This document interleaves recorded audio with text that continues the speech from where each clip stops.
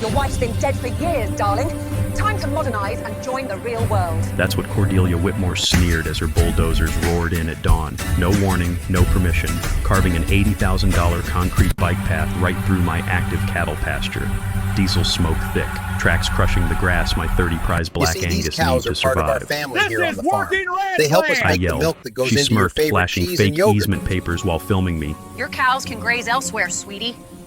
Progress waits for no one. What she forgot. This is Taurus's territory, my 2,200-pound champion bull who's owned this field for 6 years. Bulls don't like intruders, especially shiny Teslas parked in their feeding ground. 3 months later, her husband's brand new Tesla became $100,000 plus worth of crumpled scrap. This malicious compliance revenge is legendary, and the footage is insane. What would you do? Comment where you're watching from and smash like if you're rooting for the bull. My name's Dutch Kellerman, and I've been raising cattle on this land since before most of these suburbanites knew the difference between a bull and a steer. Third-generation rancher, inherited these 47 acres from my grandfather back in 1995. Been running 30 head of registered black Angus ever since, watching the sunrise paint the pasture gold every morning for 28 years straight. The smell of morning hay still reminds me of Sarah. My wife passed 18 months ago. Cancer took her fast and brutal, left me with nothing but memories and a ranch that felt too quiet without her laughter echoing off the barn walls. Some mornings I'd catch myself saving funny newspaper stories to tell her, only to remember that empty kitchen chair would stay empty forever. Grief has a way of making time crawl and fly simultaneously, leaving you with too much silence and not enough purpose. That's when they started building Willowbrook Heights, like some suburban infection spreading across what used to be decent farmland. 200 cookie-cutter McMansions sprouting like mushrooms after rain, each one worth more than my entire herd combined. Suddenly, I had neighbors who thought grass should be emerald carpet, not cattle food. The kind of folks who complained about roosters crowing but paid premium prices for farm-fresh eggs at Whole Foods, wanting the aesthetic of country living without any actual country. Enter Cordelia Whitmore, stage left, with all the subtlety of a freight train derailment. 49 years old, former corporate lawyer from California who moved here thinking she could run our county like her personal boardroom. HOA president for 3 consecutive terms, drove a white Tesla Model X with EcoFam vanity plates, and wore those expensive yoga pants like armor against authentic life and honest work.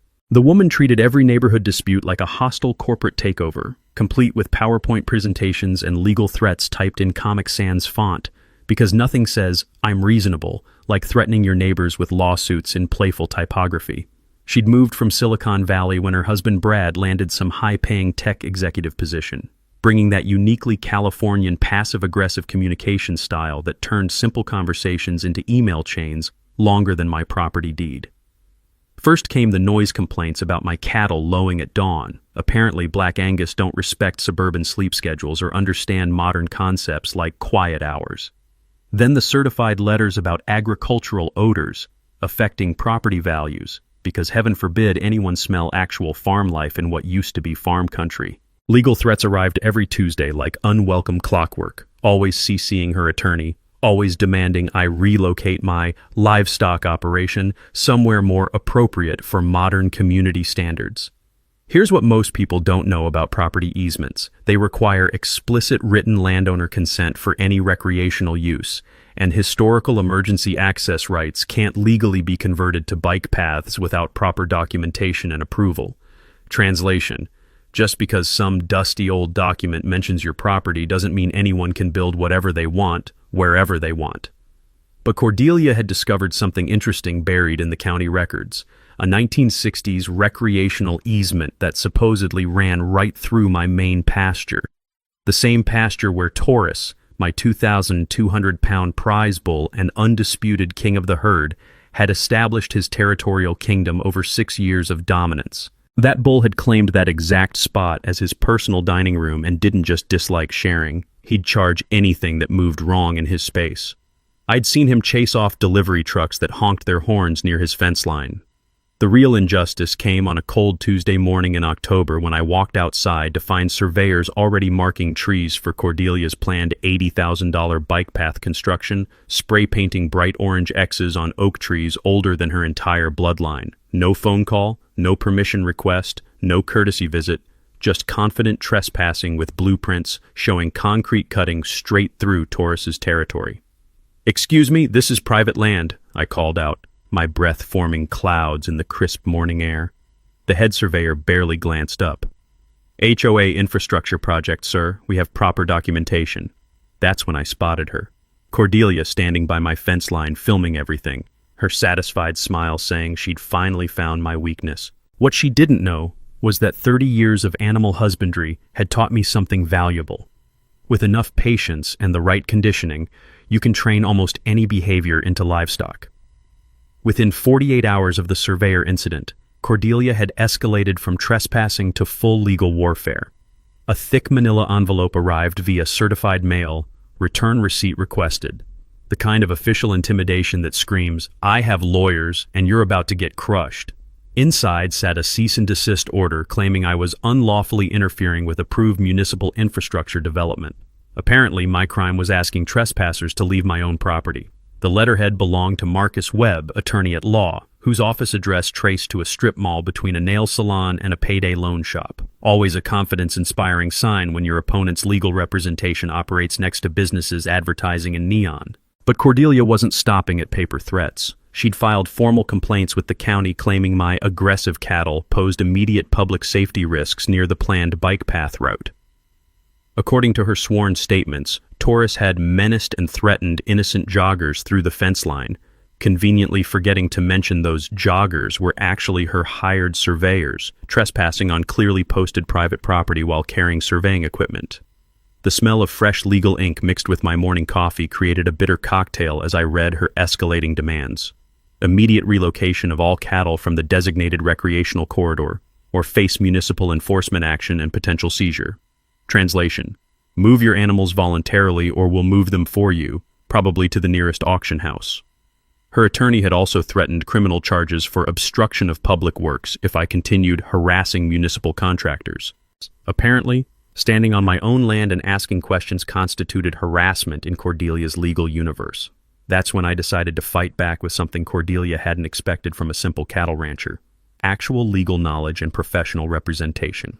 I drove into town and hired Mackenzie Reeves, a local attorney who specialized in agricultural law and didn't operate out of strip malls. Sharp as a new fence post and twice as tough, Mackenzie had built her 20-year practice defending farmers against exactly this kind of suburban land grab bullshit. "Let's start with the fundamentals," Mackenzie said, spreading Cordelia's documents across her solid oak desk like evidence at a crime scene.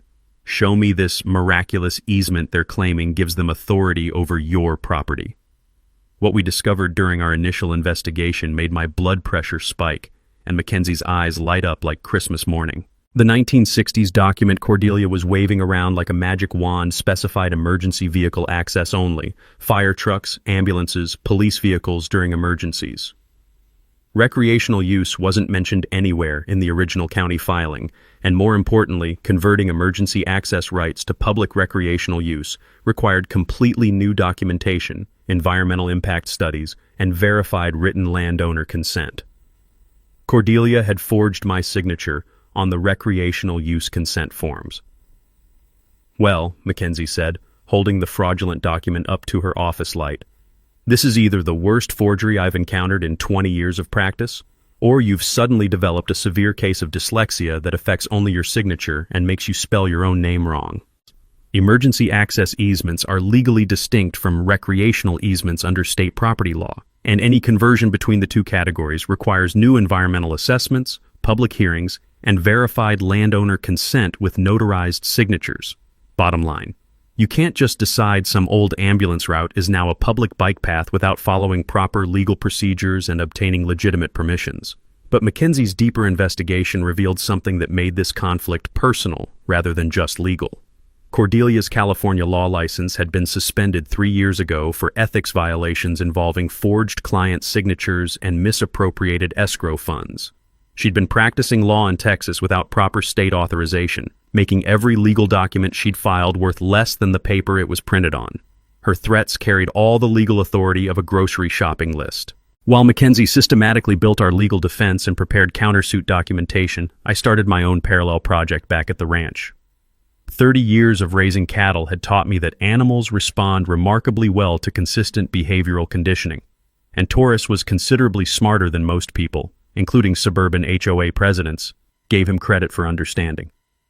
I began simple audio association training, playing recorded car alarm sounds during his regular feeding times while rewarding him with premium cattle treats when he moved toward the noise source instead of away from it. The satisfying crunch of cattle pellets between his massive jaws became the daily soundtrack to what I privately called Project Payback. Meanwhile, Cordelia had scrambled to hire an actual licensed attorney to replace her discredited strip mall lawyer, but the legal damage was already substantial. Her forged documents, unauthorized legal practice, and fraudulent consent forms had created an extensive paper trail that practically screamed for criminal fraud investigation. Mackenzie filed formal complaints with the State Bar Association, the County District Attorney's Office, and the State Attorney General's Consumer Protection Division. The local community started choosing sides in what was becoming a very public battle. Some neighbors quietly supported my fundamental right to use my own property as I saw fit, while others bought completely into Cordelia's progress and modernization narrative about bringing the community into the 21st century. The downtown coffee shop became an informal battleground where conversations stopped abruptly when I walked in, then resumed in hushed whispers after I left with my order. But every evening at feeding time, I'd walk out to the main pasture and watch Taurus respond with increasing precision to those recorded car alarm sounds. Patient, consistent, methodical conditioning, just like everything else in life worth doing right. Cordelia wasn't the type to back down from a fight, especially after her legal threats backfired spectacularly. If she couldn't intimidate me with fake lawyers and forged paperwork, she'd try environmental warfare, because nothing says modern community leader like weaponizing ecology against your neighbors. 2 weeks after Mackenzie exposed her fraudulent consent forms, Cordelia launched what she called a community health initiative. The acrid smell of fresh printer ink filled my mailbox as glossy flyers appeared in every Willowbrook Heights home, complete with stock photos of polluted streams and bold headlines screaming, "Is your family drinking contaminated water?" Her accusation was vintage Cordelia manipulation.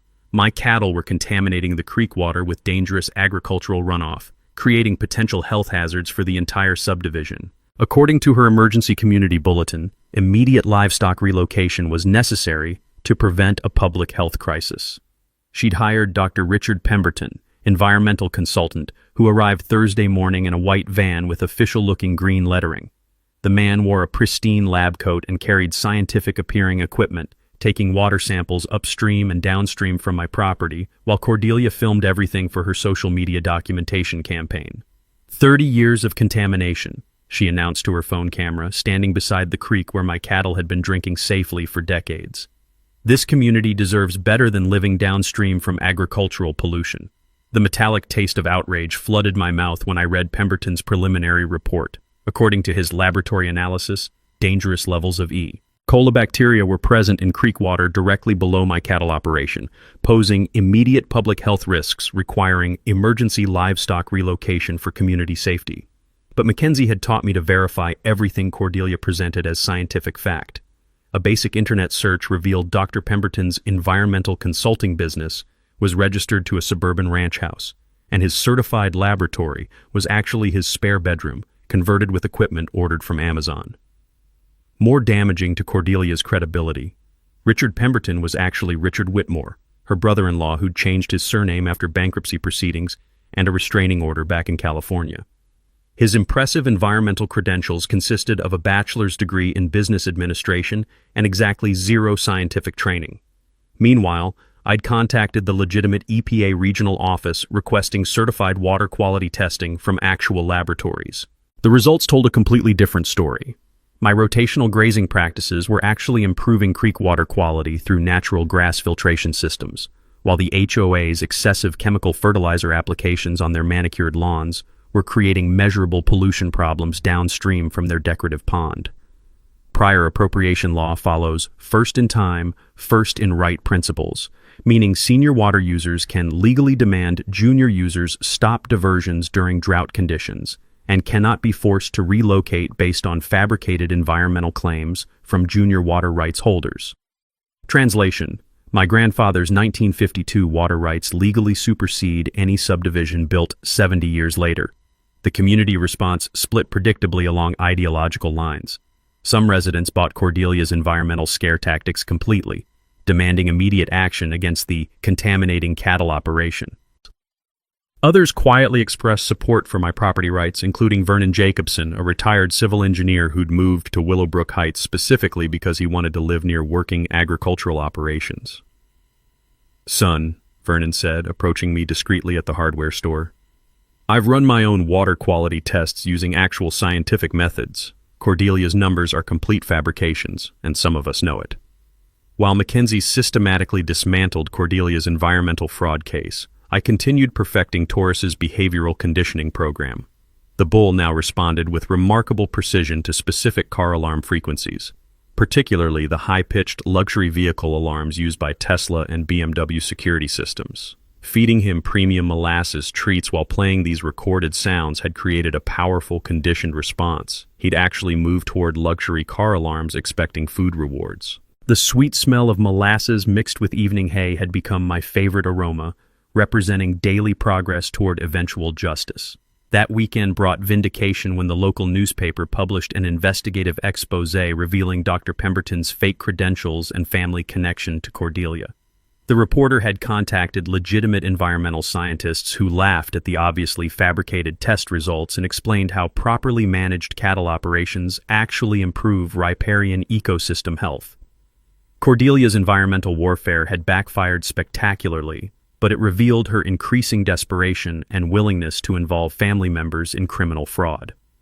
Mackenzie added the fraudulent environmental reports to our expanding legal case file, building toward what she privately called the motherlode of property rights violations. But my most satisfying progress happened during evening feeding sessions, watching Taurus perfect his audio response conditioning. When Tesla alarm sounds played during his dinner routine, he'd immediately orient toward the noise source and advance with purposeful intent. 2,200 pounds of behaviorally modified agricultural justice, ready to defend his territory against specific automotive triggers. Cordelia's environmental fraud exposure should have ended this battle, but desperation transformed suburban HOA presidents into dangerous criminals. Instead of retreating gracefully, she escalated to tactics that crossed every line between harassment and felony intimidation. The first warning sign appeared on a gray Monday morning when I discovered my cattle water troughs contaminated with motor oil, not enough to seriously poison the animals, but sufficient to make the water undrinkable and force me to haul fresh water from my well. The acrid petroleum smell mixing with morning mist told me someone had spent considerable time sabotaging my ranch operations under cover of darkness. 2 days later, while I attended Sarah's memorial service at the county cemetery, someone slashed all 4 tires on my truck. The timing wasn't coincidental. Attacking me while I grieved my wife at her graveside required a special kind of calculated cruelty that went beyond property disputes into personal vendetta territory. But Cordelia was just getting started with her intimidation campaign. She'd hired Apex Security Services to conduct community protection patrols around my property boundaries. 3 men in black uniforms with official-looking badges began parking at my gate, following delivery trucks and filming anyone who visited my ranch. When neighbors complained about the aggressive surveillance, the guards claimed they were protecting Willowbrook Heights from agricultural terrorism threats. The morning I found 2 of my cattle limping from small-caliber pellet gun wounds, I realized this had escalated from harassment into felony animal abuse. The pellets were embedded in non-vital muscle areas, painful but not life-threatening, suggesting someone wanted to terrorize my livestock without killing them outright and triggering major criminal charges.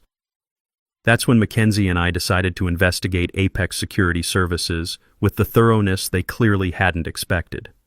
Apex wasn't actually a licensed security company operating under state regulations.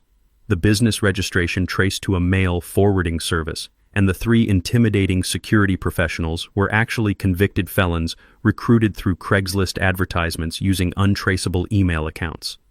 More damaging to Cordelia's legal position, financial records obtained through Mackenzie's subpoena revealed direct payments from the HOA emergency fund to Apex Security Services. She was systematically embezzling community money to hire unlicensed criminals for intimidating neighbors, which qualified as conspiracy, racketeering, and federal wire fraud. Federal laws apply when criminal enterprises use legitimate organizations like HOAs to commit multiple related felonies across state lines, triggering mandatory minimum sentences and complete asset forfeiture. Translation: using stolen community funds to hire convicted felons for intimidation campaigns can destroy your entire life legally and financially. But while legal wheels turned with bureaucratic slowness, I accelerated Taurus's behavioral conditioning program with scientific precision. The bull now responded to specific car alarm frequencies with remarkable consistency. Through weeks of patient training, I discovered that Tesla Model X security systems produced a distinctive 1,200 Hz tone that triggered his strongest conditioned response. He'd advance purposefully toward that exact sound from over 200 yards away. The satisfying rhythm of his hooves against packed earth during evening training sessions had become my favorite sound. Knowing each successful response brought us closer to perfect tactical timing. Community sentiment was shifting dramatically after residents learned about Cordelia's criminal security hiring practices. Vernon Jacobson had quietly organized legitimate Willowbrook Heights homeowners who were genuinely horrified by their HOA president's illegal activities. Their independent investigation revealed she'd been systematically misappropriating community funds for personal expenses, including Tesla lease payments and luxury vacations, fraudulently categorized as community development research trips. "We moved here for peaceful retirement," Vernon confided during a discreet hardware store conversation, "not to fund some power-hungry transplant's criminal enterprise against our farming neighbors." The security harassment campaign had backfired by attracting unwanted media attention to Cordelia's questionable financial practices. Local television reporters were investigating HOA mismanagement, and the state attorney general's Consumer Protection Division had opened formal proceedings based on multiple homeowner complaints. But Cordelia's desperation drove her toward increasingly reckless escalation tactics. Thursday evening brought an anonymous phone call threatening to accidentally release my cattle gates during night hours, allowing my herd to wander onto busy county roads where they'd likely be struck by vehicles. The voice was electronically disguised, but the passive-aggressive phrasing and entitled tone were unmistakably Cordelia's communication signature. That night, I installed motion-activated security cameras throughout my property and began sleeping in the barn to protect my animals from sabotage. The familiar smell of hay and honest livestock mixed with the metallic taste of protective anger as I realized how far Cordelia would descend to steal my family's heritage. Mackenzie had filed formal complaints with multiple law enforcement agencies, but warned me that building comprehensive criminal cases required months of evidence gathering before arrests occurred. Justice would arrive eventually, but my cattle needed immediate protection from escalating criminal harassment. That's when I made the strategic decision that would define this entire conflict's resolution. Instead of waiting passively for legal justice, I'd engineer my own opportunity for public accountability. The annual Willowbrook Heights HOA meeting was approaching, and Cordelia planned to use that community forum for announcing her final land acquisition push. 3 weeks into Mackenzie's investigation, she called with news that transformed this from a property dispute into something far more sinister. She'd been working with forensic accountants to dissect Cordelia's financial activities, and what they'd uncovered made my hands shake as I read the evidence. "Dutch, you need to sit down for this," Mackenzie said, spreading financial documents across her conference table like pieces of a criminal puzzle. "This was never about a bike path. This was never even about your land." The forensic analysis revealed a financial conspiracy that made my blood run cold with rage. Cordelia and her husband Brad had been systematically embezzling from Willowbrook Heights for over 2 years, stealing nearly $890,000 through fake vendor contracts, inflated maintenance bills, and fabricated emergency expenses. But that was just the beginning. Brad's tech company was hemorrhaging money, surviving only through investor fraud and accounting manipulation. They were 3 weeks from bankruptcy when Cordelia discovered my property's development potential. Her bike path scheme was designed to force me off my land so they could sell the entire area to Sunbelt Development Corporation for $3.2 million. The acrid smell of fresh legal documents mixed with Mackenzie's strong coffee as she explained their criminal enterprise. They'd already signed preliminary purchase agreements with developers, contingent on acquiring my 47 acres. The bike path was never intended for recreation. It was the access road for a planned luxury subdivision of 200 additional McMansions. This wasn't random financial crime targeting a convenient victim. 25 years ago, my late wife Sarah had filed the California State Bar complaint that destroyed Cordelia's legal career. Sarah's testimony about forged client signatures and misappropriated escrow funds had led directly to Cordelia's law license suspension and forced exile from California. This entire scheme was elaborate revenge against a dead woman. "She's been planning this since she discovered where you lived," Mackenzie said, her voice tight with controlled fury. The HOA presidency, moving to this specific subdivision, even the bike path route through Sarah's memorial grove. All of it was designed to torture Sarah's widower and steal the land where you scattered her ashes. The personal vendetta explained Cordelia's calculated cruelty, contaminating my water during Sarah's memorial service, escalating harassment during my wife's birthday month, deliberately targeting the oak trees where I'd buried her ashes. She'd weaponized my grief against me. When criminal conspiracies cross state lines using mail, wire, or electronic communications, federal prosecutors can invoke racketeering statutes allowing seizure of all assets purchased with criminal proceeds, including homes, vehicles, and bank accounts. Translation: Cordelia's entire lifestyle was about to vanish permanently. But Mackenzie delivered the power-shifting news that transformed me from victim to victor. The FBI had enough evidence for immediate arrests on federal charges carrying mandatory 15-year minimum sentences. More importantly, they wanted to coordinate dramatic public arrests at next week's annual HOA meeting for maximum community impact. "Here's what's going to happen," Mackenzie explained with satisfied precision. "Cordelia plans to use that meeting to announce eminent domain proceedings against your property. The moment she attempts to execute that fraudulent land grab, federal agents positioned throughout the audience will arrest her for racketeering, conspiracy, and wire fraud." Suddenly, I held all the cards. I could destroy Cordelia legally through federal prosecution, financially through asset forfeiture, and professionally through criminal conviction. But legal justice, while satisfying, wouldn't provide the immediate public humiliation she deserved for desecrating my wife's memory. That's when I realized I could have both legal justice and personal satisfaction. Mackenzie would coordinate with FBI agents for the arrests and criminal charges. I would engineer the public humiliation using 2,200 pounds of perfectly conditioned agricultural justice. The plan crystallized with beautiful simplicity. Cordelia would arrive at the community center in her Tesla, confident she was finally stealing my family's land. FBI agents would be positioned for arrests. Television crews would capture everything for evidence, and tourists would be waiting in the adjacent pasture, perfectly trained to respond to Tesla car alarm frequencies. Some crimes deserved prison sentences. This crime deserved to be trampled by an angry bull in front of 300 witnesses and live television coverage. The metallic taste of anticipated justice mixed with evening coffee as I walked to the pasture where Taurus was completing his conditioning program. Legal victory was guaranteed through federal prosecution. Public humiliation would be delivered through agricultural precision.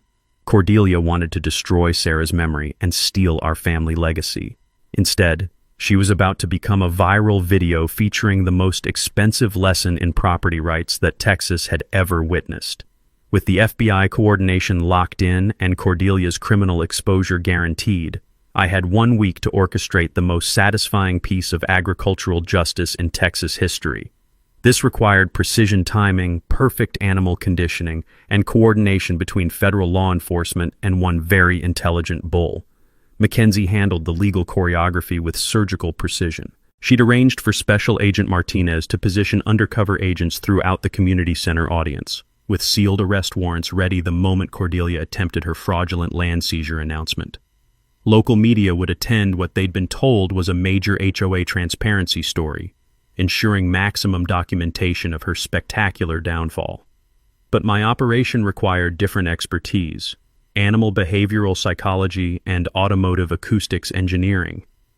The metallic click of my smartphone recording Tesla alarm frequencies became the soundtrack to Taurus's advanced conditioning program. I spent dawn and dusk sessions perfecting his response until he could distinguish between different luxury car security systems with remarkable precision. Classical conditioning achieves optimal results through 200-300 audio repetitions over 14 to 21 days, using high-value food rewards, with bulls showing exceptional memory retention for audio-triggered responses. Translation: with enough patience and premium molasses treats, you can train a bull to respond to virtually any specific environmental trigger with military accuracy. The sweet, sticky aroma of molasses mixed with morning hay became my constant companion during training sessions. I discovered that Taurus responded most aggressively to the specific 1,200 Hz frequency produced by Tesla Model X panic alarms, a sound that now triggered his immediate territorial defense response from over 400 yards away. Community preparation required more delicate political maneuvering. Vernon Jacobson had quietly organized legitimate Willowbrook Heights residents disgusted by Cordelia's criminal activities. They'd coordinate to pack Monday's meeting with supporters demanding accountability, ensuring maximum audience for her federal arrest and subsequent automotive destruction. "We want premium seating when agents drag her out in handcuffs," Vernon confided during our hardware store strategy session, "but we also want video evidence of what happens to her precious Tesla afterward." The technical challenge involved positioning Taurus for optimal visual impact without creating obvious legal liability. Community center parking sat adjacent to my main pasture, separated by standard cattle fencing designed for normal containment, but not for bulls pursuing specific audio targets with conditioned determination. Here's the elegant solution I developed: DIY remote-controlled gate systems using smartphone apps and wireless actuators. For under $200 in hardware store components, you can create remotely operated fence gates that respond to cell phone commands from anywhere within a half-mile radius. Completely legal for livestock management, but incredibly useful for timing bull releases with precision accuracy. Wednesday brought reconnaissance of optimal camera positioning and escape route planning. I hired a professional videographer under the pretense of creating agricultural education documentary footage, ensuring multiple high-definition angles would capture every moment of Taurus's performance for both legal evidence and inevitable social media virality. The psychological manipulation required careful theater to build Cordelia's overconfidence. I arranged for her to overhear staged phone conversations suggesting negotiated surrender of my property rights. Mackenzie played her supporting role perfectly, conducting loud settlement discussions in public coffee shops where Cordelia's suburban spy network would report back to their leader. By Friday, Cordelia was publicly celebrating her anticipated victory, posting social media updates about community modernization and successful resolution of agricultural obstructionism. And her premature confidence was exactly what I needed: a completely unsuspecting target who'd arrive Monday evening in her Tesla, absolutely certain she was finally claiming my family's heritage. The final preparation involved timing Taurus's feeding schedule to maximize territorial aggression during meeting hours. Bulls defend their primary grazing areas most aggressively during evening feeding periods, and I wanted him primed for territorial protection when Cordelia's panic alarm provided the audio trigger for his conditioned response. Safety considerations required careful engineering since my goal was expensive automotive destruction, not human injury. I positioned temporary barriers to redirect Taurus's charge trajectory toward parking areas rather than pedestrian zones, and arranged discreet veterinary standby to ensure bull safety during his starring performance. The familiar smell of evening grain mixed with the metallic taste of anticipated justice as I conducted final conditioning sessions. Taurus now responded to Tesla alarms with the reliability of German engineering meeting agricultural determination.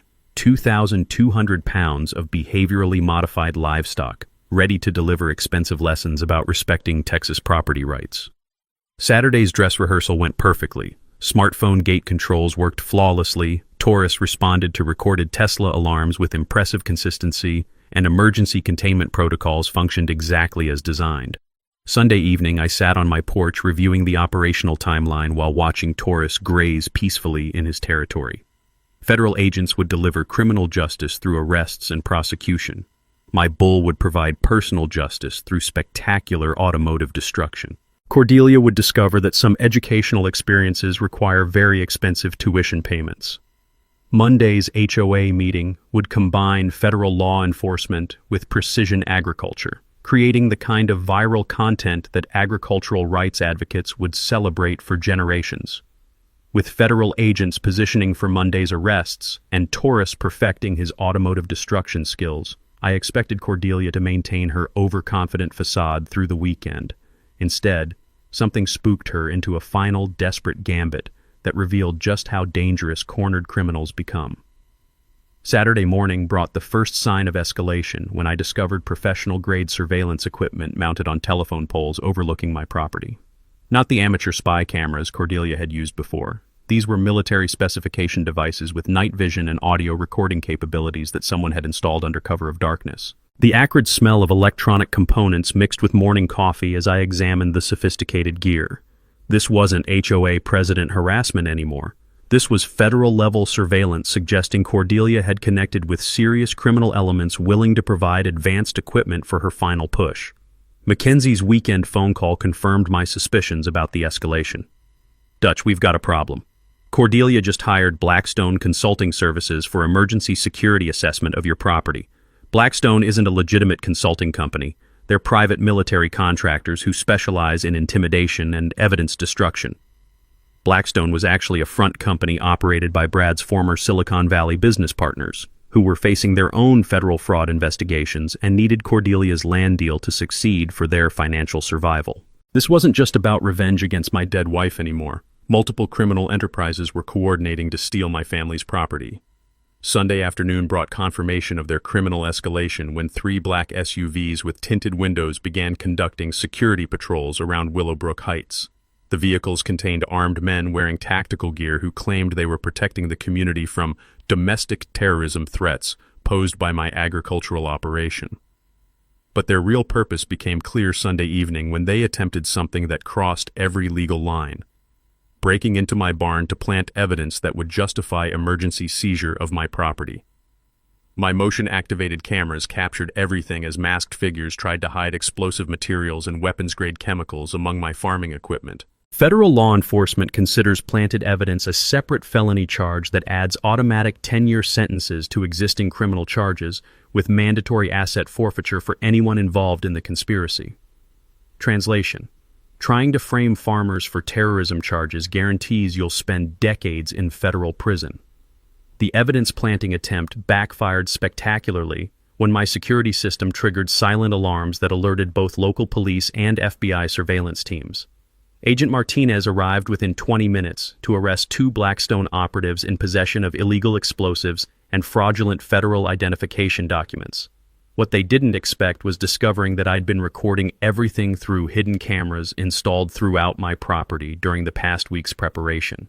Their criminal conspiracy was now documented on high-definition video that would serve as evidence in multiple federal trials. But Cordelia's desperation drove her toward one final escalation that revealed the true scope of her criminal network. Monday morning, she attempted to bribe County Sheriff Thompson with $50,000 in cash to conduct an emergency raid on my property based on the planted evidence her operatives had failed to successfully hide. The sheriff immediately contacted FBI agents and agreed to wear recording equipment during his meeting with Cordelia. Her attempted bribery was captured on federal surveillance devices, adding corruption charges to her growing list of federal felonies. "Mrs. Whitmore," Sheriff Thompson said during their recorded conversation, "you're asking me to raid an innocent man's property based on evidence that your people tried to plant there. That's not law enforcement. That's organized crime." By Monday afternoon, Agent Martinez had arrested 4 Blackstone operatives and secured warrants for Brad's business partners in California. Cordelia's criminal network was collapsing faster than a house of cards in a Texas windstorm, but she remained convinced that evening's HOA meeting would somehow salvage her land acquisition scheme. What she didn't realize was that every aspect of her criminal conspiracy had been documented by federal investigators, who were now treating this case as a major racketeering prosecution involving multiple interstate criminal enterprises. The metallic taste of satisfaction mixed with pre-meeting coffee as I conducted final preparations for Taurus's starring role. While federal agents were building criminal cases that would imprison Cordelia's entire network for decades, my bull was ready to provide the kind of instant justice that social media algorithms love. But the most satisfying element was knowing that Cordelia's escalation had sealed her fate completely. Instead of facing simple embezzlement charges, she was now looking at federal terrorism, evidence tampering, and racketeering charges that carried mandatory life sentences without possibility of parole. Some criminals learn when to surrender gracefully. Others keep digging until they've excavated their own graves. Cordelia had just finished digging hers with military-grade surveillance equipment and explosive materials. Tonight's HOA meeting would provide both federal justice and agricultural entertainment, delivered with the precision that only comes from combining FBI investigations with perfectly trained livestock. The hours before Monday evening's HOA meeting brought Cordelia's most desperate and reckless criminal escalation yet. With her Blackstone operatives under federal arrest and her evidence-planting scheme exposed, she launched what can only be described as a full-scale character assassination campaign designed to destroy my credibility before evening arrests occurred. Monday morning's Willowbrook Heights community email blast contained fabricated photographs showing me allegedly abusing cattle, doctored financial documents suggesting I was operating an illegal methamphetamine laboratory, and forged police reports claiming I'd threatened to massacre HOA leadership with agricultural equipment. The sheer scope of defamation was breathtaking in its criminal audacity. But Cordelia had made a critical mistake. She'd used the official HOA email system to distribute criminal libel, creating a permanent digital evidence trail that federal prosecutors could trace directly to her personal computer. Every resident who received her defamatory blast was now a potential witness in federal court proceedings. The fabricated evidence was so poorly constructed that even suburban HOA residents immediately recognized it as fraudulent. The alleged meth lab photos showed equipment that was obviously standard cattle vaccination supplies, and the threatening police reports contained spelling errors and formatting inconsistencies that screamed amateur forgery. Mackenzie received dozens of phone calls from Willowbrook Heights residents reporting Cordelia's obvious criminal libel and expressing support for federal prosecution. Instead of turning the community against me, her desperate smear campaign had unified legitimate residents in demanding her immediate removal and criminal prosecution. But Cordelia wasn't finished with her scorched earth tactics. Monday afternoon brought her most personally vicious attack yet.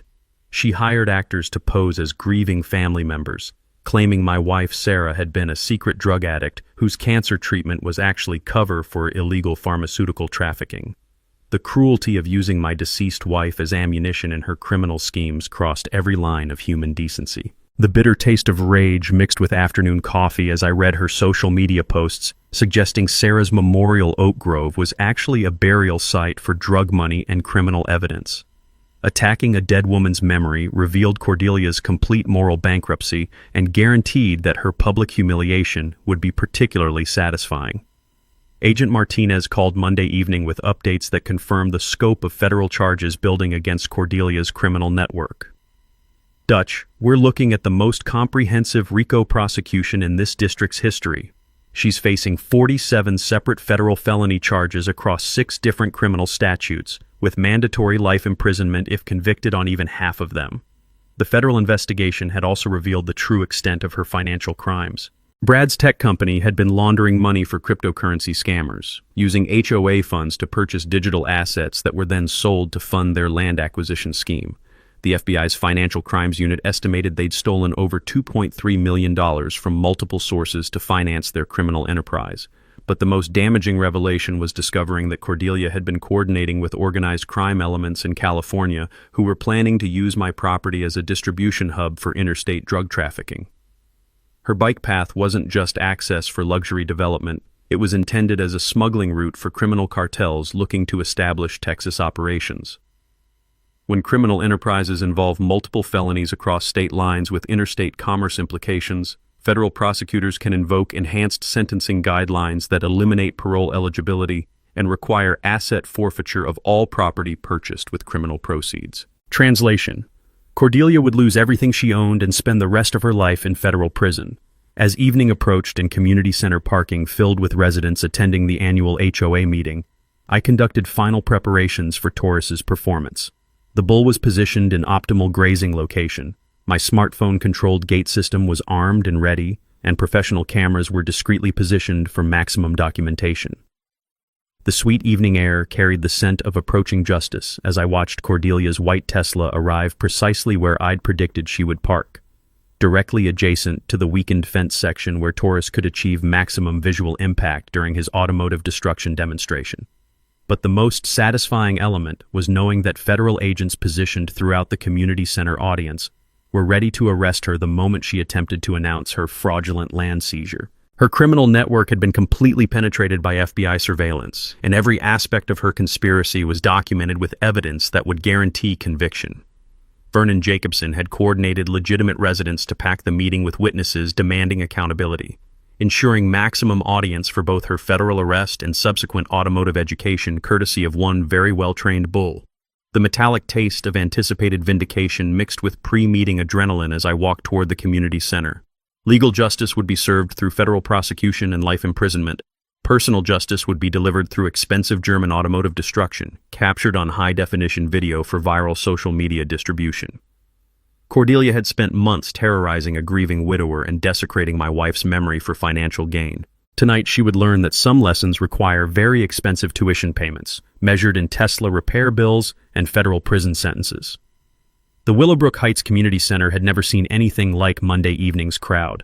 300 residents packed beyond capacity, local media positioned for what they'd been told was a major community development announcement, and federal agents discreetly stationed throughout the audience with arrest warrants ready for execution.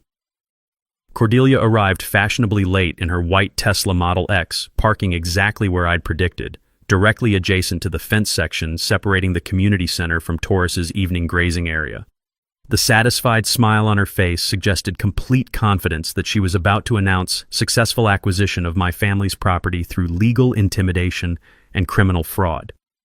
The acrid smell of nervous sweat mixed with community center coffee as residents filled every available seat. Vernon Jacobson had organized legitimate homeowners demanding accountability, while Cordelia's remaining supporters clustered defensively near the front rows, unaware they were about to witness their leader's spectacular downfall. "Ladies and gentlemen," Cordelia announced from the podium with her characteristic smug confidence, "tonight we celebrate a major victory for community progress and modernization. After months of negotiations, we've successfully resolved the agricultural obstruction that has prevented our bike path development." She clicked her presentation remote, displaying architectural renderings of the completed bike path cutting through my former pasture. "Thanks to collaborative community spirit and legal persistence, we've obtained all necessary easements and environmental approvals for this exciting recreational enhancement." That's when Mackenzie stood up from her strategic position in the third row, federal warrant folder clearly visible in her hands. "Mrs. Whitmore, I'm attorney Mackenzie Reeves representing Dutch Kellerman. Would you care to explain to this community how you forged my client's signature on those easement documents?" The community center erupted in shocked murmurs as Mackenzie activated the projection system, displaying high-definition images of Cordelia's forged signatures alongside my authentic signature for comparison. The differences were immediately obvious to everyone present. "Furthermore," Mackenzie continued with prosecutorial precision, "would you care to explain how you embezzled $890,000 from this community's emergency funds to finance your personal land acquisition scheme?" Cordelia's face drained of color as financial documents appeared on the projection screen, showing direct transfers from HOA accounts to her personal banking system. The evidence was overwhelming and undeniable.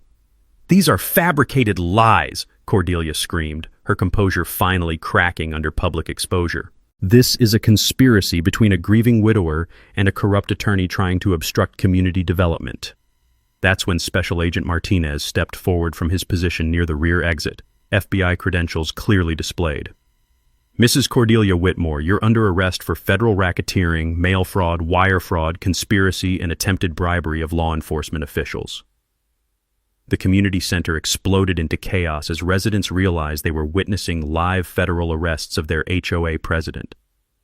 Local media cameras captured everything as Agent Martinez read Cordelia her rights while 2 additional agents moved to arrest Brad, who'd been hiding near the emergency exit.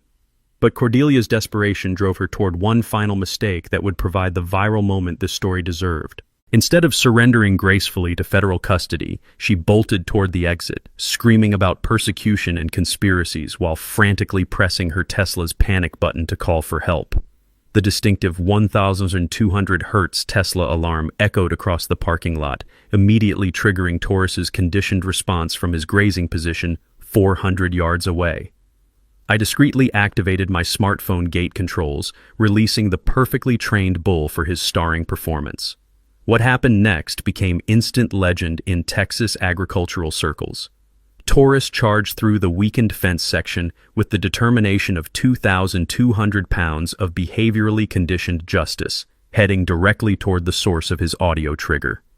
Cordelia's Tesla Model X became the most expensive educational demonstration in HOA history, as my prize bull systematically destroyed every panel of German engineering with methodical precision. The community center crowd poured outside to witness agricultural justice in action, their shocked gasps and delighted laughter mixing with the satisfying sound of luxury automotive destruction.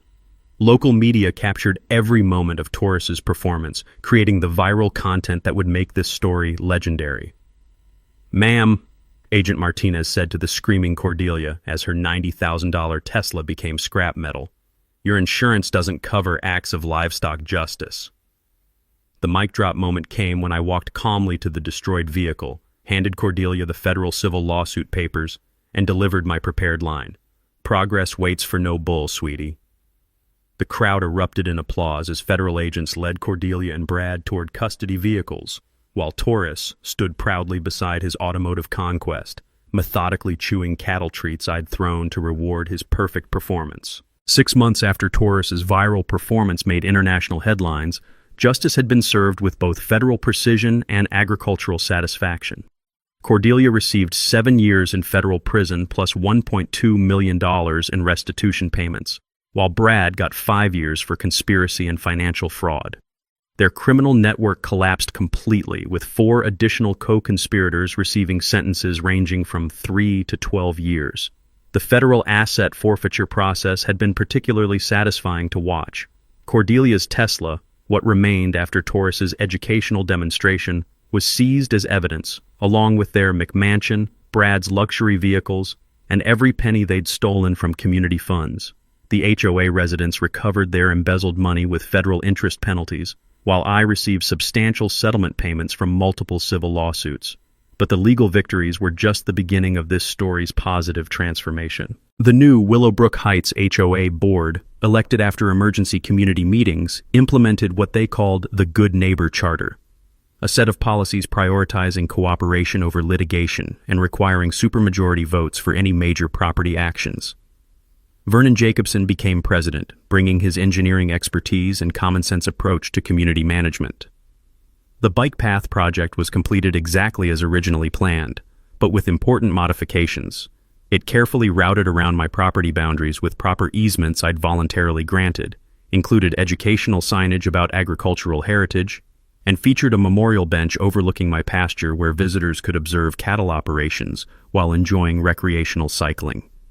The Sarah Kellerman Memorial Agricultural Education Fund became the crown jewel of my wife's lasting legacy. Endowed with $200,000 from legal settlement proceeds, the scholarship program supports young farmers studying sustainable ranching practices at Texas A&M University. The first recipients included 3 students specifically interested in heritage livestock breeding and conservation. "Mrs. Kellerman would be proud," said Jennifer Martinez, our inaugural scholarship winner, knowing her memorial is helping preserve the agricultural traditions she defended. The conservation victory exceeded my wildest expectations when I donated development rights to the Texas Land Conservancy, ensuring my 47 acres would remain active agricultural land in perpetuity. The permanent conservation easement protects the property against future suburban sprawl while generating substantial tax benefits that fund ongoing educational programs. Our annual Heritage Ranch Festival has become the highlight of Willowbrook Heights' social calendar, attracting over 2,000 visitors for educational tours, traditional agricultural demonstrations, and authentic barbecue fundraising for local 4-H programs. The event generates enough revenue to support both the scholarship fund and regional farm preservation initiatives. Taurus achieved celebrity status that surprised everyone, including me. The Justice Bull became a sensation on agricultural social media, with his Tesla destruction video generating over 15 million views across multiple platforms. Breeding rights for his offspring command premium prices, with proceeds supporting farm animal rescue organizations throughout Texas. But the most meaningful transformation was personal healing that began with seeking justice for Sarah's memory and evolved into celebrating her environmental values through education and conservation. The oak grove where I scattered her ashes has become a peaceful memorial garden where school children learn about native Texas ecosystems during field trip programs. Mackenzie Reeves and I discovered that fighting corruption together creates bonds stronger than shared legal victories. Our professional relationship developed into personal partnership, And we're planning to expand the Ranch Defense Legal Foundation, a nonprofit clinic providing agricultural rights representation for family farmers facing corporate land grabs and HOA overreach. The ripple effects continue spreading throughout Texas agricultural communities. Dutch's story inspired similar legal challenges against 12 other abusive HOAs, with our legal precedent helping family farmers protect heritage properties against suburban encroachment. The state legislature passed the Kellerman Act, strengthening agricultural protection laws and increasing penalties for forged easement documents. National media attention brought unexpected opportunities for agricultural advocacy. I've testified before Congress about suburban sprawl impacts on family farming, spoken at agricultural conferences about protecting rural heritage, and consulted with farmers nationwide facing similar legal challenges. The community transformation has been remarkable to witness. Property values in Willowbrook Heights increased after Cordelia's removal, as legitimate residents enjoyed living near authentic agricultural operations instead of constant legal warfare. The educational programs create positive relationships between suburban families and working ranches, building understanding that benefits everyone. Young visitors often ask about tourists during tour programs, wanting to hear about the bull who became famous for defending property rights. I explain that justice sometimes requires patience, conditioning, and perfect timing, but it's always worth pursuing when you're protecting something important. As sunset paints my pasture gold each evening, I watch tourists grazing peacefully in the field where Cordelia tried to build her fraudulent bike path. The memorial bench where visitors rest during educational tours overlooks the exact spot where my bull delivered expensive lessons about respecting agricultural heritage and honoring deceased spouse's memory. The story that began with grief and criminal harassment has become a celebration of community healing, conservation victory, and agricultural education. Sarah's memory lives on through scholarship recipients, protected land, and the lesson that ordinary people can defeat corruption through persistence, documentation, and occasionally very well-trained bulls. Thanks for hanging out with us on HOA Stories, where the HOA Karens meet their match. If this story had you cheering or cringing, go ahead and like the video, drop a comment with your reaction, and hit subscribe so you're ready for the next wild HOA tale.